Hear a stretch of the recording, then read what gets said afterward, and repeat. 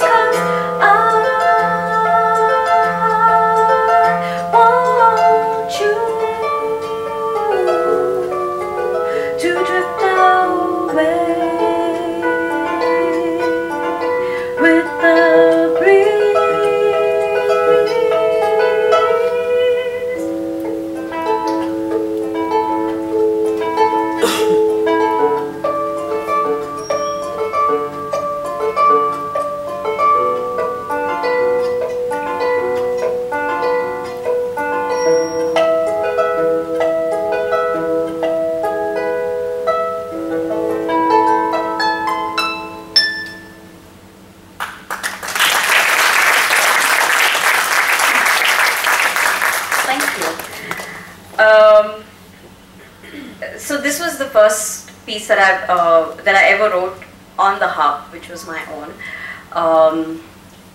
This one is called Spilt Milk. Okay, let me just start with the journey of how I got into playing this. A lot of people, whenever they see someone playing an instrument, it's always thought that you start at a very, very young age. I, on the other hand, picked up the harp when I was 21. I am now 24, so I've been playing for about 3 years or so. It was the most, hey, I know you. Hi. Oh my God, what familiar face, yay! That's so nice. Yeah, also I have ADHD, as you just noticed. Yeah, so the harp happened by chance. It wasn't something that was planned. It wasn't something that I decided to do. I joined the KM Music Conservatory in 2009, which is in Chennai, which is the school that is led by Mr. A.R. Rahman. And I joined the school as a vocal major. But I don't know, unfortunately, fortunately, the situation in school for me was a bit bad, because in a class of 60 students. We were 44 vocal majors, and the rest all were a mix of instrumentalists. So we had pianists, and I remember we had, I think, 5 pianists, 3 violinists, and we had 2 percussionists, and that was it. And we had only 2 vocal teachers, and we were 44 of us. So pushing all of us through a decent curriculum would only be successful if some were not given the opportunity to get the best out of this school. I was one of those unlucky people who was offered only 6 months of what I had actually chosen as my major. And so it was I just joined school, and I was about 2 weeks into the program, and I was in this pickle where there comes this point where when you are not offered something that you have chosen, you rethink about what you have done. There's a lot of regret, because all of a sudden I was saying things to my dad like, maybe I should drop out of music school, which scared him, because music school, especially schools like Rahman's, and now of course you have the Swarnabhumi Academy of Music, and you've got the Center for Music Education in Bangalore as well, which are full-time music schools where you can go and do your degree and things like that.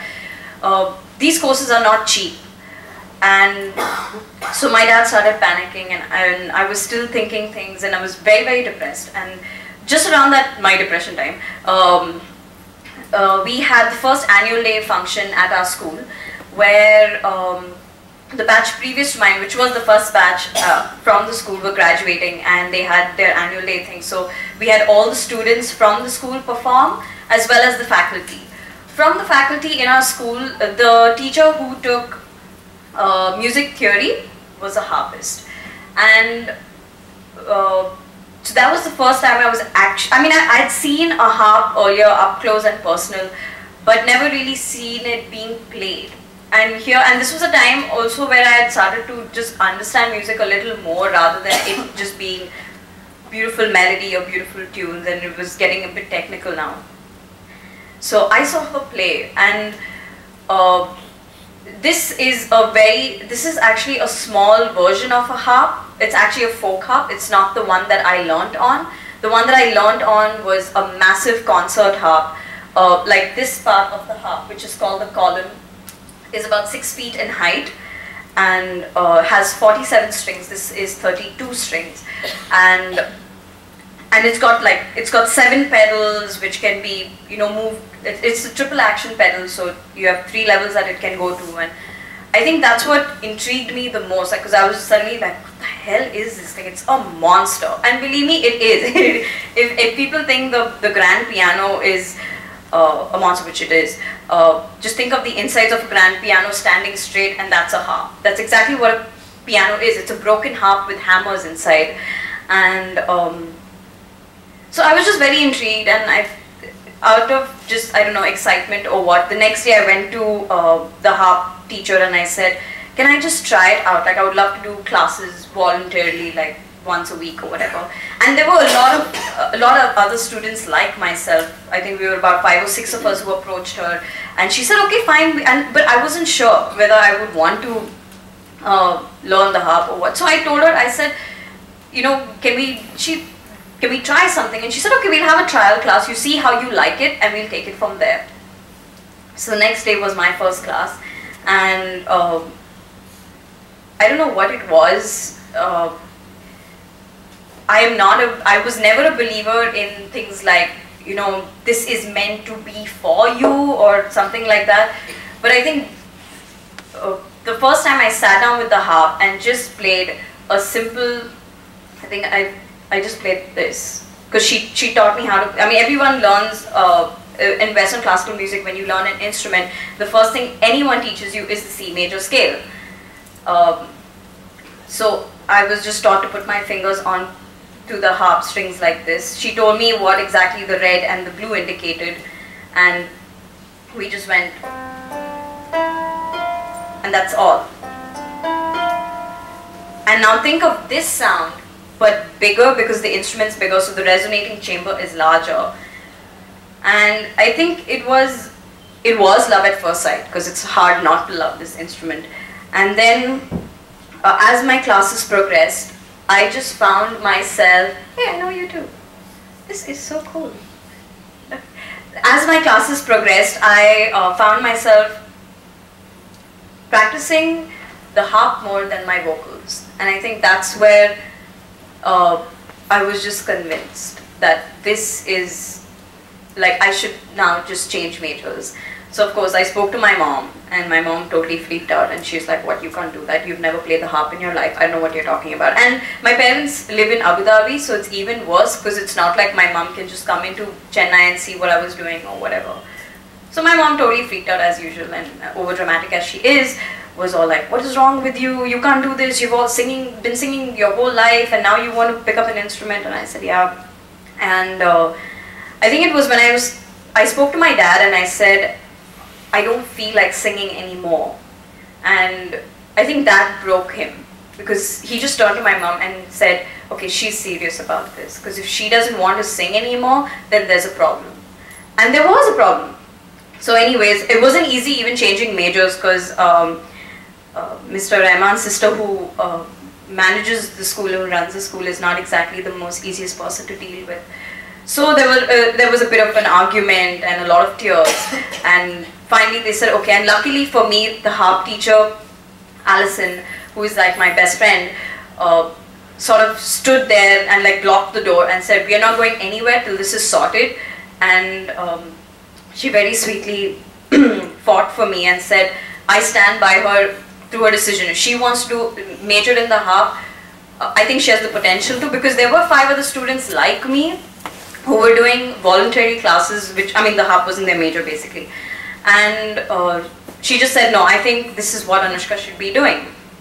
And so that's when I started harp full time. And the rest is history. I think after that, I was just so much more happier in school. Everyone used to complain, especially in an institute that is just starting up, you will have a lot of problems. And the first couple of batches who enter that school will always be prey to those kind of things, which is exactly what happened to me. But of course, I was given lemons and I made lemonade. So yeah, I was lucky, I think. But yeah, I think this was sort of meant to be. This was my meant to be moment, and I knew that I was going to be doing this for the rest of my life if I really put my head to it. Then of course came the whole thing of you're learning an instrument for the first time. You're 21. You're not exactly 5 or 6 or 7 where it's easy, and it's easy for your bones to mold into an instrument. Because now it was even when you're just 15 and 16 and you're starting an instrument, you're very set in your ways, and it's very difficult. And now I know this because I also teach. So, but yeah, I've just realized that if you put your mind to something, and this one of my choir conductors had told me when I was in Bangalore, he said, if you put your mind to something, it will work, or it will happen. It may not be a pretty road, but it will happen, and rightly enough, it did. So here is living proof. So, okay, I think I'm gonna stop chatting, and I will just do the next song. So this one is called Moving Doors, and I wrote it at this time when I just moved to Bombay, and I knew nobody, I had no friends, and it was very difficult to crack into the scene. When I say the scene, I mean the independent scene over here, not the Bollywood scene. It's very difficult to know, I mean, just to get in touch with people, to get gigs, to talk to people about jamming, and especially when you say you're a harpist, there are 2 reactions you can get in the city. One is, oh wow, that's awesome, let's jam. Or there's one that goes, ah, nice, the instrument that the angels play, very nice. And that's it. Nobody, yeah, I know, right? Exactly. So no one really wants to experiment with the sound because it's different, or I don't know what it is, but let's just say it's actually, I find it to be it's a lot in our mentality that if we invest in something, we have to see returns out of it. No one wants to experiment. No one wants to take that leap of faith and say, okay, let me do this. So, this was at that point of time. I just finished writing Spilt Milk, and I was like, okay, anyways, I'm not doing anything. I'm sitting at home the whole day. I might as well do something. And I was lucky enough to be living with my grandmother in Chembur for about 2 years. So I didn't have to bother about things like rent, unless she threatened to throw me out of the house. But she did. She was nice enough. So this one is called Moving Doors.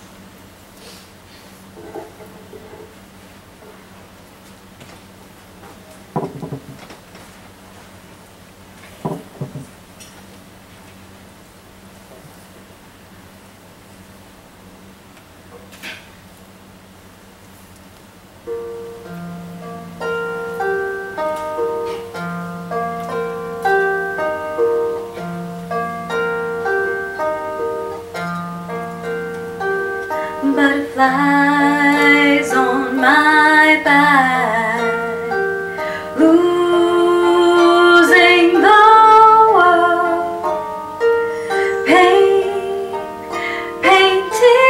colors, black, red, purple,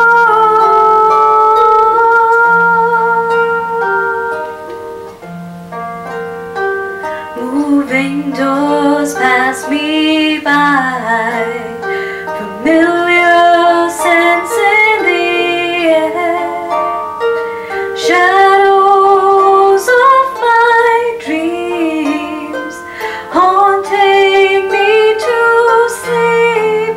So won't you hold me close? I want to breathe again and keep you with me.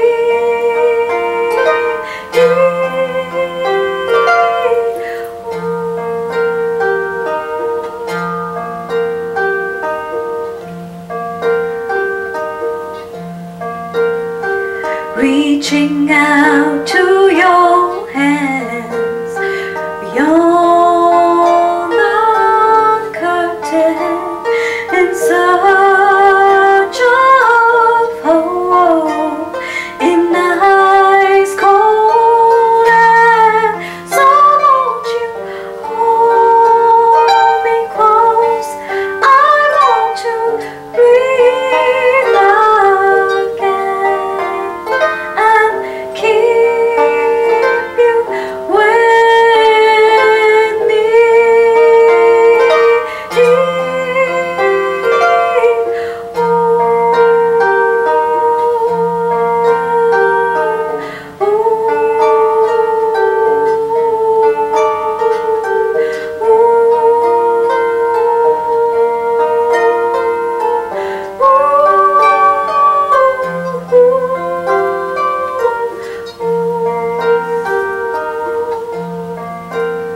Alone, I stand to survive with a small heart, bright eyes to feel the blindness in me.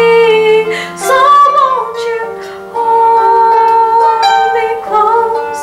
I want to breathe again and keep you with me.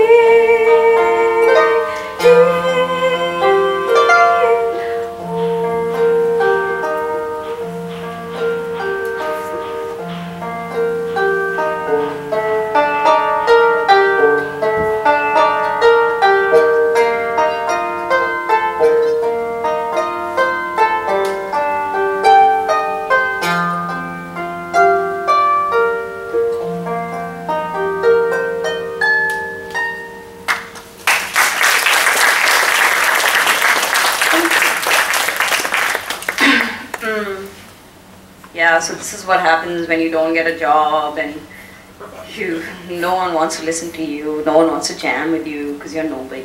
And Yeah. I actually want to ask everyone over here, when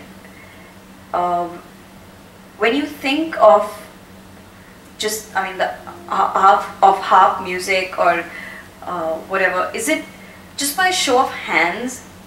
Is it always something that's bright, and is it always, yeah? Is it basically a bright color of sound?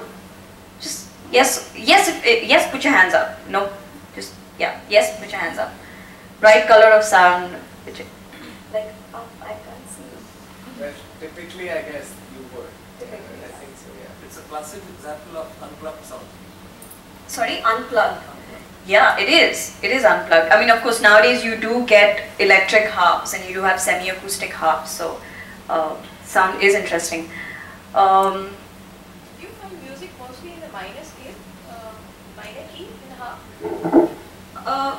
No, like a piano, you can play it in any key, but with at least with the stuff that I write, I don't know if it is. I still haven't figured it out, but I somehow have a feeling that I generally am a very bright person, but this is something which comes from somewhere that's deeper than just what everyone sees on the outside. Like, I always feel like the harp extracted another side of me that I never thought existed. So that's why maybe a lot of my songs are very minor toned, even if I play it in a major scale, because this is in a major scale, but it just turns out to be a little darker or a little this thing. So and that's what happened when I moved to Bombay with the harp. Is a lot of people thought, okay, she will just bring a whole lot of this. If we play with Nush, this is what she's going to bring to us, or this is what she's going to bring to us. Which is typically how the harp is played. It is known to be an accompanying instrument. It is not known to be a solo instrument like the guitar or thing. But I actually feel you can make any instrument a solo instrument. I've seen harpists do some like really impressive stuff. If you guys are into the blues, you guys should look up Deborah Henson Connell. She is a fantastic blues harpist. She plays the electric harp. And she was here last year for the Blues Fest, for Mahindra Blues, wasn't she? No. She hasn't come to India so far, and the coolest part about being a harpist, I don't know if it's cool. Okay, actually, it's like a unfortunately situation. We are such a small breed of people in the world that each of us know how many of us are there, and a lot of us have got in touch. Like, a lot of them know that I am a harpist here. There is a harpist in India and she does her own stuff. It's like that. So when I spoke, I was lucky enough to speak to Deborah because, like I said, we're such a small community of people. We just find comfort the moment you hear that there is a harpist. You automatically like either email them or, you know, like, hey, I would like to know you more. Can you send me your music or something like that? And Deborah was one of those people, and I was shocked because Deborah is a Grammy-nominated harpist. So I was a bit surprised when she started following me on Twitter, and then she just sent me a line saying, "Oh my God, you're in India? Are you Indian?" ? And I was just like, yes, I'm Indian. And because a lot of people don't know of an Indian harpist, so this was a bit of a shock to her and a few other people as well. Pandit Jasraj Surmandal is some sort of... Yes, that is actually, that's fantastic because that is the closest thing in India that we have to a harp. It's like a really tiny harp, and because I actually do want to purchase one and tune it to the way I tune the harp. It's just that all the strings are of the same color on the Surmandal, so I would probably have to demarcate like with I don't know, maybe stickers or something as to which is where the octave begins and ends for me, because I can actually just explain a bit of the harp to you guys right now. So it's typically like a piano. All the red strings that you see are is C. So, and all the blue strings are F. So it's C, D, E, F, G, A, B, C, D, E, F, G, A, B, B. So that's how we kind of demarcate our octaves. For the folk harp, people on this side will be able to see it more. I have levers over here. I'll just yeah. So the levers just help me go from. So this is C natural, which is like a white key on the piano, and then I bring this up. So that now has pushed the string a little more and it's tightened it. So when you tighten it, it becomes C sharp. So it goes from, it's that simple. And that's the fun thing about this harp is it's got a lot of limitations because I can't play anything chromatic. I can't modulate too much. I can make a few, like in the middle of a song, I can put a sharp and a flat, but I haven't actually taught myself that. I don't know why I should be, and I got instruction from my harp teacher to teach myself that.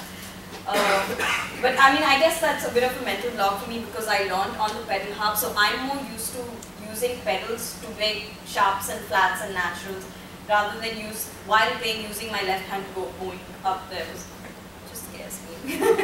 And that's why actually some of my levers are really tight, is because I hardly use them. So then like at least once in 6 months I have to use machine oil to get them to at least move relatively smoothly. Yeah? Where do these come from? Are they manufactured? No, they don't manufacture them in India, though they do manufacture these in Pakistan. But they are very, there is one line of harps that have come out which are really, really cheap. Like the ones that are manufactured in Pakistan are very, very cheap. Quality wise, I really don't know how good they are. I've tried 1 or 2 of them. The strings feel a bit weird. But this is made in Hungary, but it's not a branded harp because I couldn't afford one.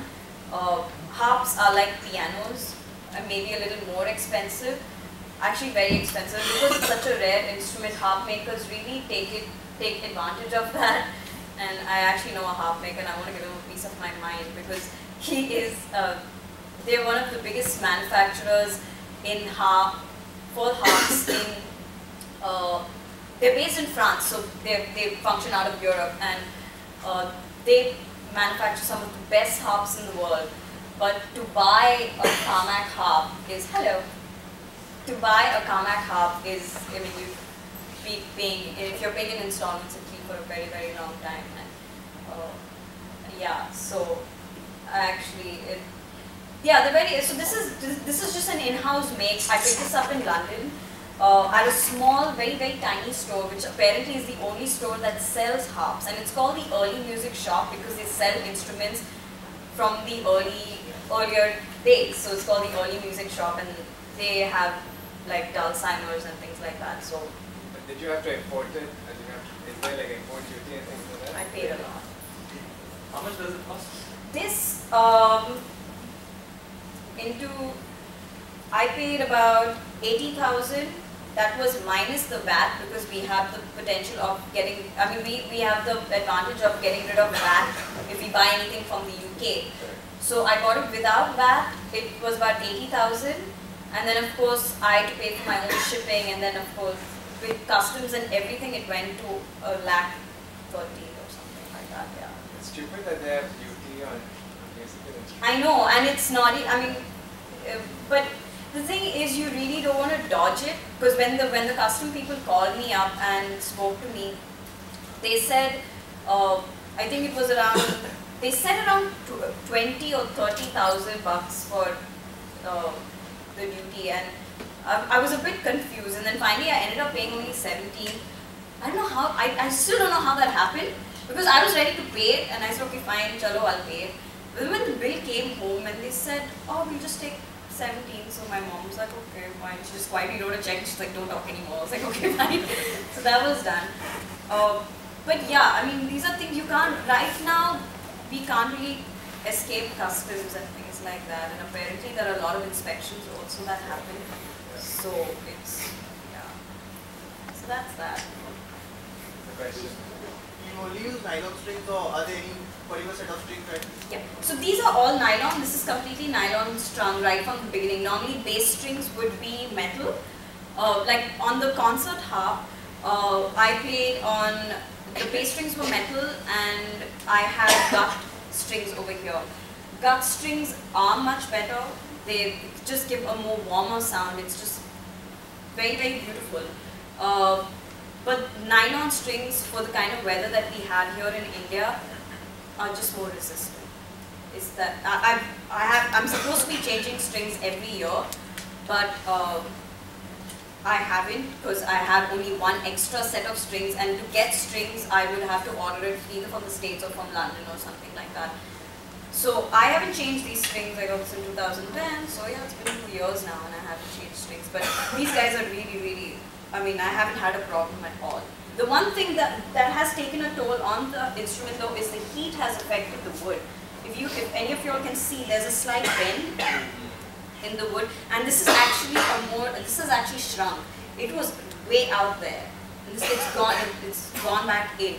But I think that this was the first scare that I got, and I totally freaked out, and I called up my harp teacher and I said, I don't know, I started crying on the phone. I said, there's something going on, and then she said, what happened? Can you calm yourself down? And I said, okay, fine. The wood has bent at the back. And she said, what's the temperature? I said, and it was in May. She said, well, obviously, do you remember Chennai in May? And I was like, yeah.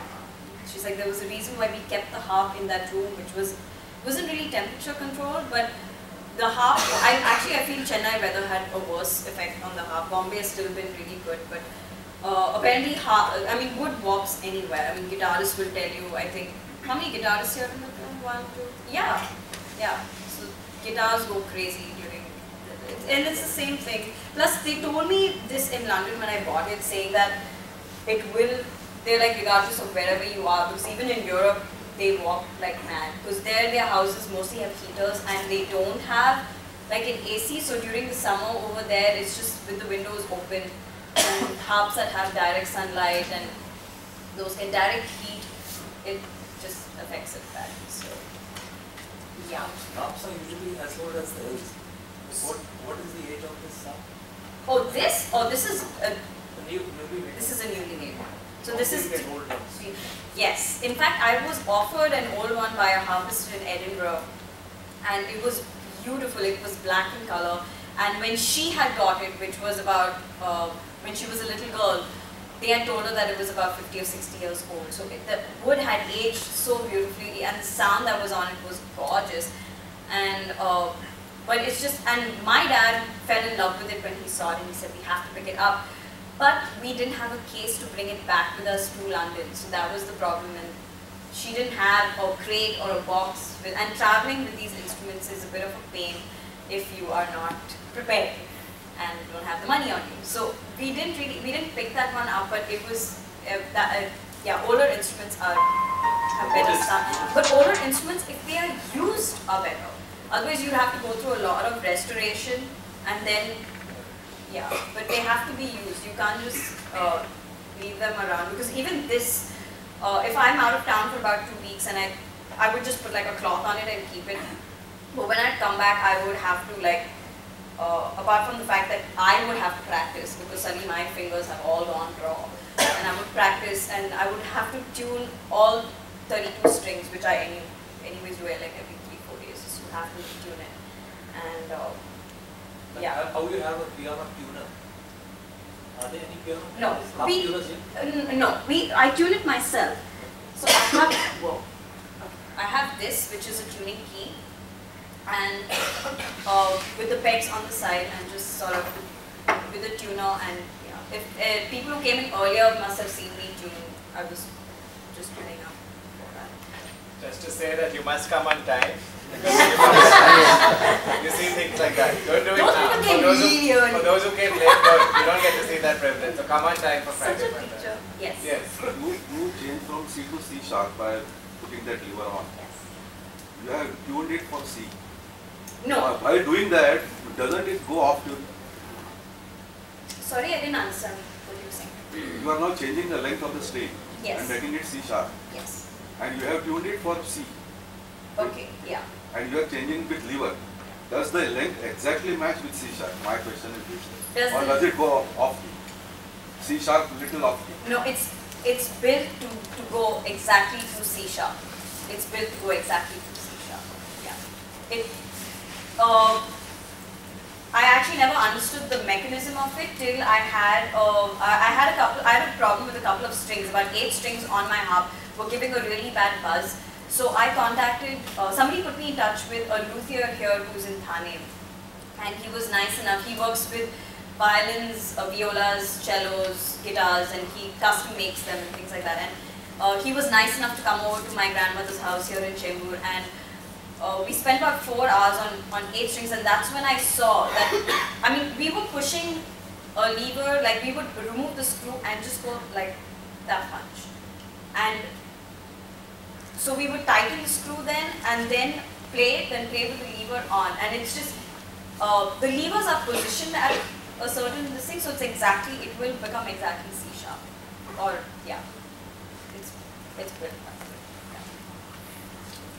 Is there one, as in style, are there multiple styles of playing the harp? And you said that you are a bright one, and the contrarian would be melancholy.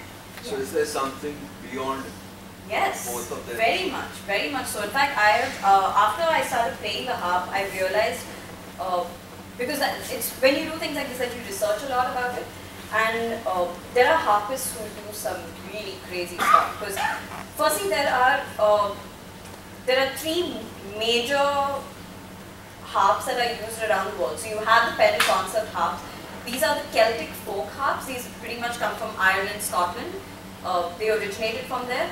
You also have Paraguayan harps, which are very, very interesting to look at because they are slightly sleeker body, and they've got like a square, like it's like a rectangle resonating body at the back. And you don't have levers, but they have these slides down where you can make it sharp. And I don't know how exactly they play it. Even playing wise, a classical harpist is always taught to keep the thumb over, like higher than the three other fingers. You use only 8 fingers when you play the harp. That's 1, 2, 3, 4, 1, 2, 3, 4. And it always has to be above the other fingers. But if you go to Ireland, if you go into Scotland and things like that, especially the north of Scotland, folk harpists always play like this. It's very, like if you're playing a guitar and you're finger picking, it's always like this.